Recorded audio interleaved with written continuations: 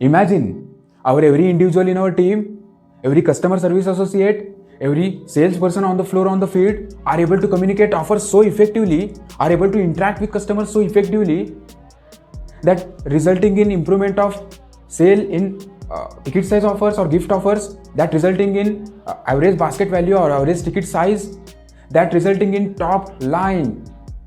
In most of the stores, 30 to 40% of the employees are communicating effectively with customers. But what about those 60 to 70% of the employees? So we need to start focusing on them. We need to start supporting them.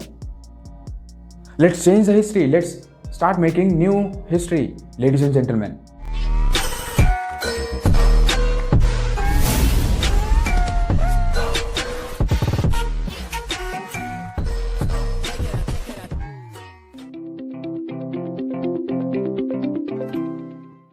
So objective of this video series is to learn how to communicate offers effectively, how to interact with customers effectively.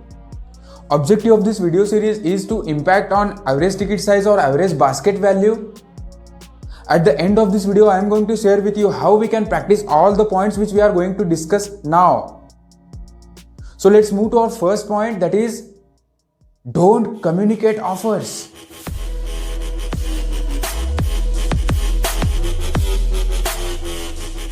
Every sales field has its own different sales flow with some minor alterations.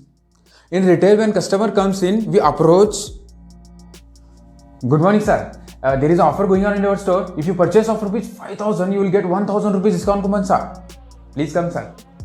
Please.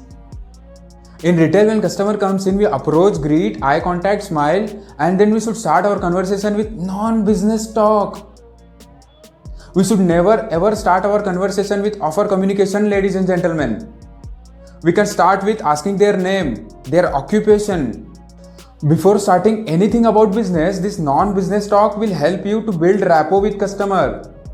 You can ask their name, introduce yourself. You can tell them about safety and cleanliness precautions. If the customer is new and you are meeting them first time, you can take them in the store. But never, yes, I said never start your conversations with offer communications.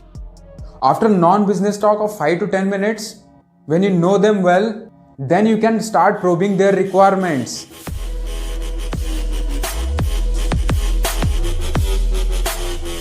See, most of the offers we give to customers are ticket size offer or ATS, ATV builder offer. It means we need to focus on need and budget of the customer.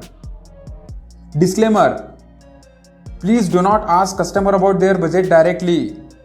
Observe, guess in which product or which value they are showing their interest. We can look for opportunity to stretch that budget only and only if we probe their requirement well.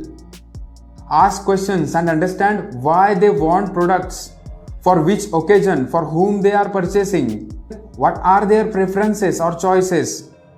To understand what is their occupation. If you get more knowledge about the customer, more the opportunity you will get to stretch their budget. You will get great opportunities to do add-on selling, cross-selling and upselling only if you know their needs and wants. You will know their needs and wants only if you do non-business talk and you probe well. Asking the right questions will help you in this. So probe well before communicating any offer.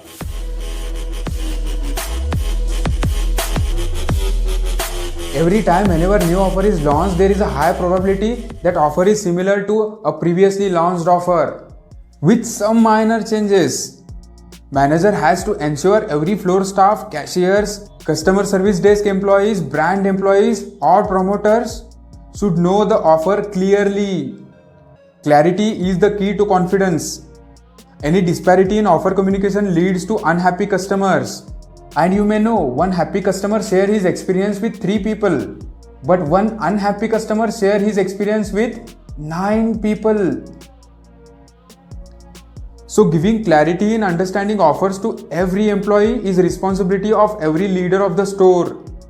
And communicating offer accurately with the detail is responsibility of employee who is talking with customers.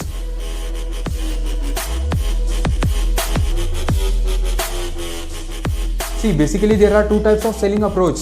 First is suggestive selling and second is assistive selling.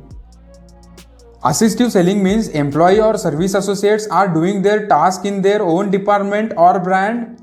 Customer himself or herself walking to the department and asking for specific product. The particular staff is helping customer as per their requirement. For example, customer walking in men's casual department, Mahesh is doing brand setup. Customer came to Mahesh and asking about red color shirt in large size. Mahesh given red color large size shirt and again started doing his VM work. Mahesh assisted customer. But in another way, in suggestive selling, Mahesh is full-fledged attending customer. He is taking customers to different departments. He is insisting for trials, doing upselling, add-on selling, cross-selling and suggesting different products. He is continuously engaged with communicating customers and influencing sale. That is what a suggestive selling is. As I said, both have their own importance. In customer rush period, store may divide team in two. One team will do suggestive selling by attending full-fledged customers and other team will do assistive selling being in department, maintaining departments. See, objective of suggestive selling is to improve key performance indicator of stores. And objective of assistive selling is to maintain floor and VM standards along with assisting customers being in a particular department. If there is no or low rush in store, then we can majorly focus on suggestive selling only. If any employee is taking customers all the department and doing assistive selling, it means either they are lacking in skill or lacking in will, doing time killing roaming with customers.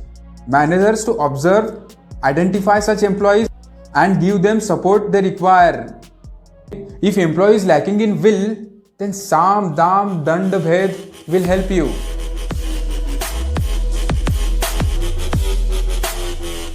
While being engaged communicating with customers, if customer is asking any doubt, any objection, or he or she is telling you about any event that leads to their disappointments in past, then we should not interrupt them. You may heard that quick solution will make them happy. Yes, that's true. That's 100% true. But after listening to the customers, ask them, listen, and then respond.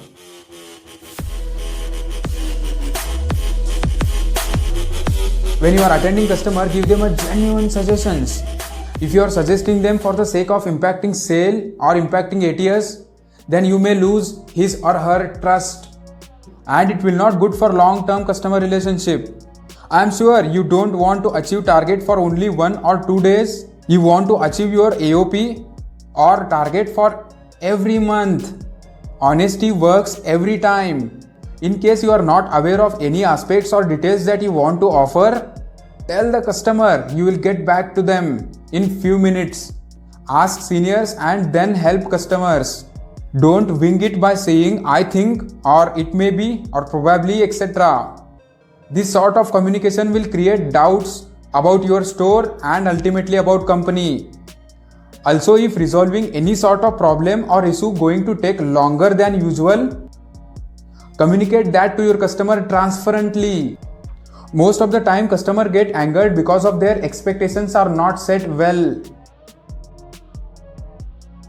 Also, it's a good idea to communicate step-by-step process you are going through to help customers. This awareness can make them more confident and less irate. Denim is good, but I don't think so this fits to our budget right now. I think I have this color already. I'm not sure about it. I doubt quality of this. Maybe color will get fade or it will have a bubble issues it looks like. Our next point is objection handling. Objection handling is itself a topic. So we'll see objection handling in next video, that what are the 4 causes of objections and 3 steps of objection handling. This is Basavaraj Patil signing off until we meet again.